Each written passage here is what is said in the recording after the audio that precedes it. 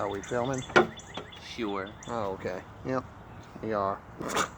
So, what is this? This is like the first weekend of lockdown here in NC in the during the time of the pandemic, which apparently is proven to be a lot more serious than earlier projections would have had so many of us to believe.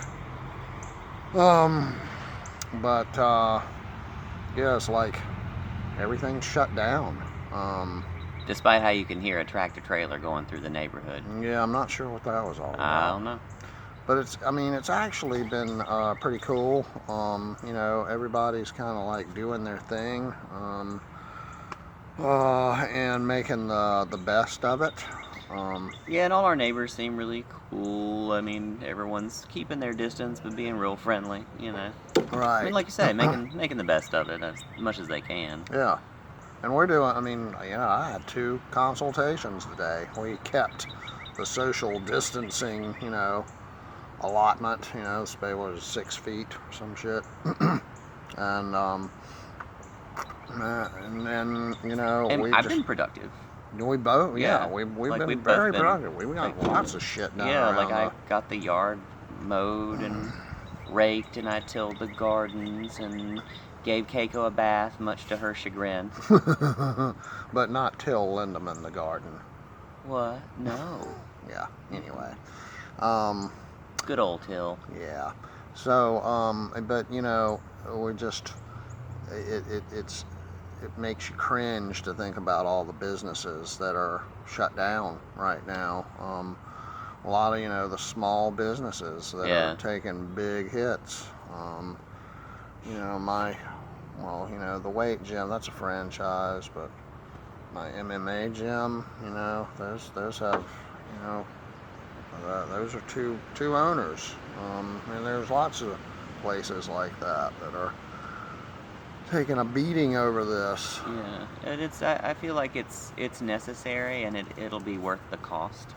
Yeah. But was I not just saying? I said I'm gonna make a bet, a wager. You say a lot of things, though. Well, yeah, but I really mean this, and I'm gonna make a wager and say that this this thing, this lockdown, and this virus is going to be over sooner rather than later.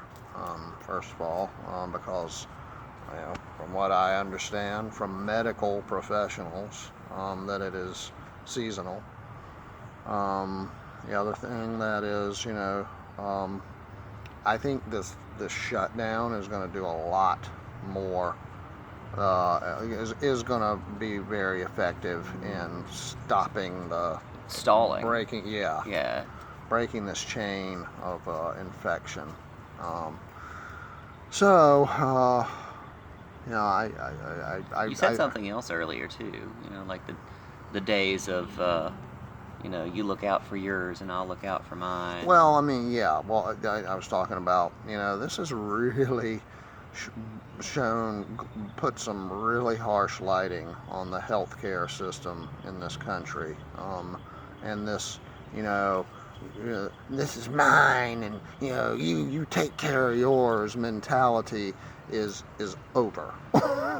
If you wanted to keep that pioneer spirit, you should have kept your pants zipped. Right. You should have thought about that about 30 years ago, because at 350 million people just in this country alone, probably more, them days are over. Well, and how many of them are packed into that 2 by 9 square mile? It's like 2 by 11 miles. Yeah, New York. Right, New York City. That's a lot of people in a small space. Right, and I think they're the epicenter now. Yeah. That's insane. But that's only what's to be expected when you have that many people in that small space. It's unavoidable. But anyway, so I don't want to get political or Yeah, we did that last time. We did, didn't we? Yeah. Oh, and speaking of which, I hate to say Andrew Yang told you so, but Andrew Yang told you so. And yeah, well, he didn't say it, but I'm saying it for him. The UBI, Universal Basic Income. Oh yeah. Okay, here we are. UBI, now needed more than any other time since I've been alive. And I think it'll be. I think you'll have two kinds of people when this is over. You'll have the people who are still scared to get out.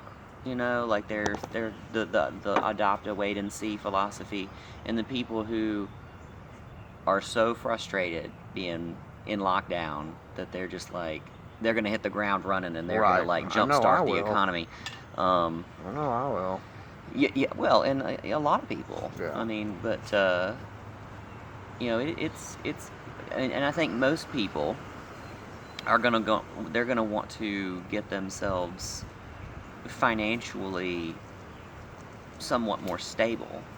Yeah. Before they go out and start spending their disposable income, because they're not going to have any disposable income right away. And so I think it's gonna. I mean, it's gonna stall out. The economy, I think, is gonna continue to stall a little bit for a while. Well, it will, and that's just the effect of. I think the analogy I made was like, this economy is a juggernaut that has been, wide open at full gate for a long time and a full sprint, and we basically taken a broadsword to its legs. Yeah. And you can't just reattach the legs and expect this juggernaut to hop right back up and get back up to that same speed again. It just is not going to work like that.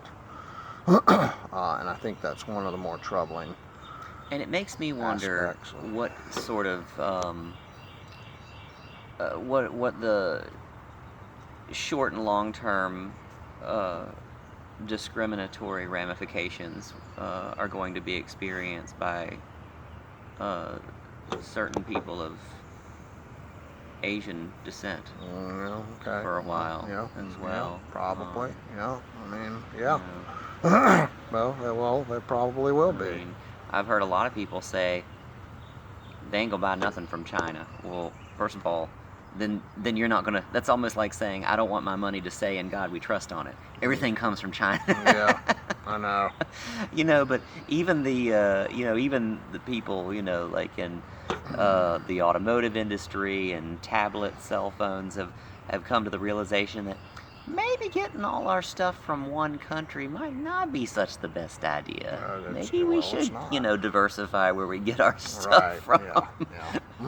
Yeah, it's not the best idea. You gotta have your eggs in a lot of different baskets for sure. I mean, is the cheap labor really worth it? Yeah. Well, it somehow is cheaper to the cheap labor along with the cheap product that comes with it. I mean, apparently that's how the outbreak in Italy happened. Some of the Chinese clothing manufacturers wanted to go to the fashion epicenter so that they could plagiarize the latest fashions and take those designs back to China and reproduce cheap copies and expose the Italians. Wow. Yeah, okay. Ooh. Maybe that's a rumor. I don't know, but I heard it from a very reliable source. Okay. Well, we're getting into it now. But this is again conjecture. It is. It is. Okay. But yeah.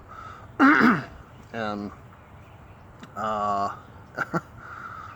I just want to, for my community, I want to get back out there and I want to start supporting. I want to start spending money at the local mom and pop restaurants, our favorite wine bar, and get back to the movies, going out to the movies, and get this mofo cranking again. Let's all go to the lobby.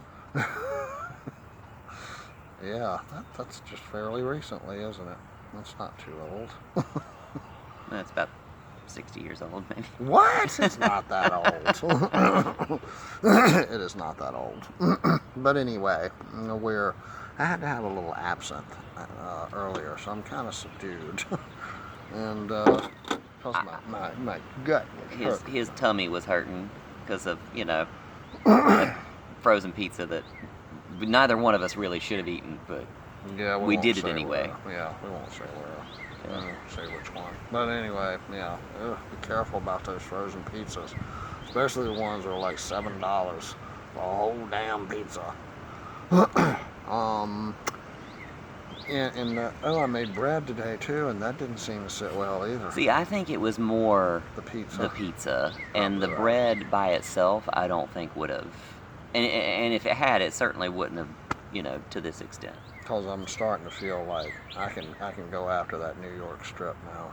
Oh, okay. That's what we're gonna have, and Korean yams. I know, right? We're gonna have Korean yams. Before the pandemic got really bad, we went to this, this little alternative market, and not everything was cheaper there. You don't want to buy your milk and your eggs there because the prices on those were a little higher. But I mean, just They were. like how much was that huge cinder block size brick of tofu? It was like nothing. It was like $5 Was it? for like Okay. this. I mean, the size yeah, of that's right. bigger than a basketball. I Man, swear. we can pay half of that amount for like one brick. Yeah. One brick. Not that we're vegetarians, but every once in a while. And I think we're moving more in that direction. yeah, I mean, I like to mix it up for sure. Semi-veggie. Yeah, Semi-veggie. and it's so easy. So easy. But yeah. So I mean, that's the takeaway. Once these shutdowns are lifted, get out there and do what you can to get your local businesses back up and running. Mm-hmm. Not to mention, thoughts and prayers going out to those directly affected. I mean, I can't even imagine the suffering. Yeah. Just the suffering. Well, I think everybody's directly affected. Well, no, I mean the people who are sick. Oh, oh yeah. I mean, Yeah. Well, yes. But, and you can just stop listening now or stop watching now because I'm going to talk about UFC 249. But he'll do it. the UFC 249, Dana White's getting a lot of shit about trying to make this thing happen, he's insisting on making this fight happen. Listen, I think that's one of the best things that can happen to get this country back to some semblance of normality and in essence say this bug is not gonna whip us. It's not gonna shut us down. We're stronger We've than survived that. a lot. Yeah, we and have. I don't just mean as a species. I'm specifically talking about our nation. We've survived recessions and depressions, impeachments, designing women. Yeah, right. I mean, how many 12 seasons of Friends, for God's sake?